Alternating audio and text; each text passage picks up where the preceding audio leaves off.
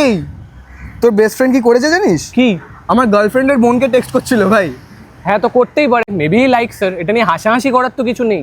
হাসাহাসি করছি না ভাই, আর প্লাস ওর তো এরকম স্বভাব আছে জানিসই তো, আর ওর সামনে তো বলছি না, ক্যাশ কর ভাই that is the whole point. ভাব ওর জানলে কত খারাপ লাগবে যে ওর সবচেয়ে কাছের বন্ধুরা ওকে নিয়ে হাসাহাসি করছে ওর পিছনে। Real friends don't back bite, remember? আমি একটু ওয়াশরুম থেকে আসি। ঠিক আছে। কিরে শুভ কোথায় রে? এই ওয়াশরুমে গেল।